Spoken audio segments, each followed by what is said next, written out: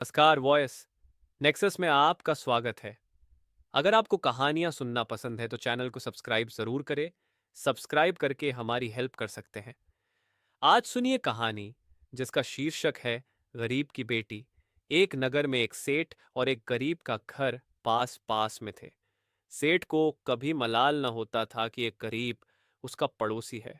गरीब की बेटी जिसका नाम रुक्मणी था, सयानी हो चुकी थी।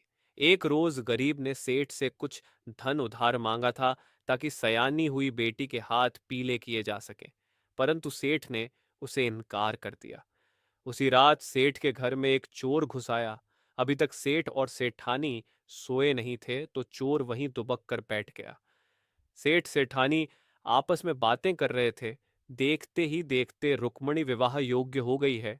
सेठानी ने कहा, हाँ, लड़कियां कुरड़ी कूड़े का ढेर की तरह बढ़ती हैं, पता ही नहीं चलता कब सयानी हो जाती हैं। सेठ ने कहा, अब रुक्मणी के पिता को उसके हाथ पीले कर देने चाहिए। पता नहीं उसके माता पिता क्यों नहीं ये बात सोच रहे। सेठानी ने कहा, वो सोच तो रहे हैं, पर उनके पास धन की कमी है। आज रुक्मणी के पिता ने मुझसे कुछ धन उधार मांगा था। सेठ ने बताया।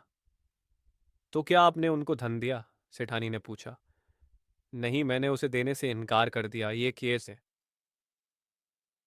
ये सोचकर कि वो गरीब आदमी है, लौटाएगा कैसे। पर मुझे लगता है रुक्मणी के पिता को कुछ धन दे देना चाहिए। लड़की का कन्यादान ही समझ लेता, इससे कुछ पुण्य मिल जाता। पर मैं अब उसे नहीं दे सकता। जिसे मैं धन के लिए एक बार मना कर देता हूं, उसे दोबारा धन नहीं देता। कहते हुए सेठ ने आह भरी। कुछ देर बाद सेठ सेठानी बातें करते करते सो गए। चोर ने सेठ के घर से धन की पोटली चुरा ली और सेठ के घर से निकल आया। सेठ के घर से निकलकर उसे याद आया कि उसकी पत्नी ने कुछ बर्तन चुराकर लाने का बोला था।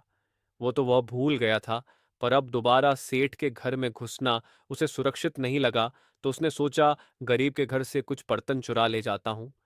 यह सोचकर वह गरीब के घर में बर्तन चुराने के उद्देश्य से घुस गया। गरीब के घर में भी जाग थी।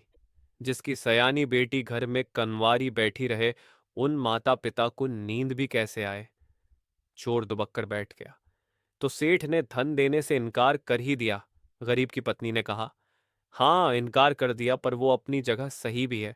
वो व्यापारी आदमी है, उसे धन का लेन देन करना होता है। हम उसे समय पर धन न लौटा पाए तो उसके व्यापार की पूंजी अटक जाएगी। अब उसे भी अपना सोचना होगा। गरीब ने ये कहते हुए ठंडी आह भरी। परंतु आप जानते हो ना, रुक्मणी की उम्र 16 वर्ष हो चुकी है और उन सन्यासी बाबा ने कहा था कि अगर 17 वर्ष के होने तक इसका विवाह न किया तो रुक्मणी की मृत्यु हो जाएगी। रुक्मणी को 17 वर्ष की होने में केवल 4 मास शेष बचे हैं। नहीं तो हमारी इकलौती बेटी हमें बुढ़ापे में बेसहारा छोड़कर भगवान को प्यारी हो जाएगी। गरीब की पत्नी ने सुबकते हुए कहा, हाय रे मेरी किस्मत, मुझे गरीब के घर पैदा किया और साथ में रुक्मणी को मिला अभिशाप। मैं क्या करूं?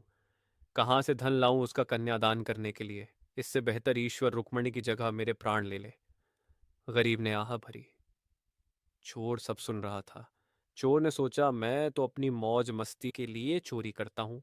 असली धन की आवश्यकता तो इस गरीब को है, वरना इसकी बेटी मृत्यु को प्राप्त हो जाएगी। वो संतान को खोने का दर्द वो समझता था। 2 वर्ष पूर्व उसके छोटे पुत्र की सर्पदंश से मृत्यु हो चुकी थी। मुझसे अच्छा तो वो सेठ ही है जिसने कम से कम इसे धन देने का सोचा तो सही। उसने रसोई में से कुछ बर्तन चुरा कर अपनी साथ में लाई झोली में डाल लिए।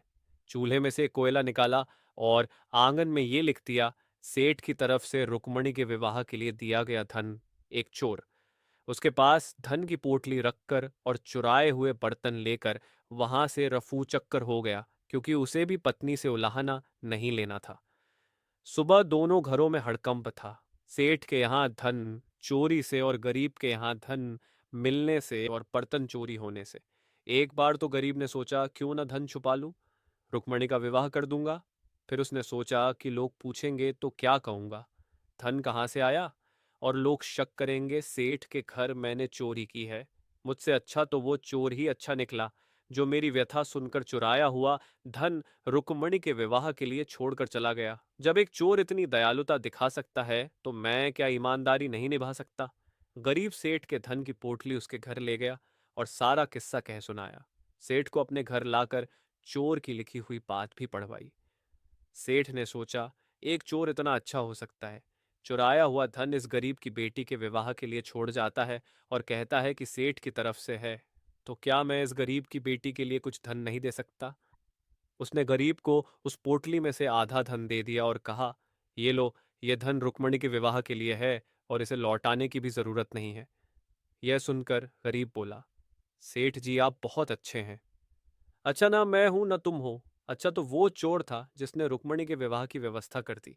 मेरे पास धन होते हुए भी मैं तुम्हें न दे सका, और वो चुराया हुआ धन भी दे गया। काश ऐसे अच्छे चोर और भी हों। सेठ जी ने यह कहते हुए गरीब को गले से लगा लिया। अगर आपको कहानियां सुनना पसंद है तो चैनल को सब्सक्राइब जरूर करें, वीडियो को लाइक एवं कमेंट करके अपना सुझाव दे, सब्सक्राइब करके हमारी हेल्प कर सकते हैं। धन्यवाद।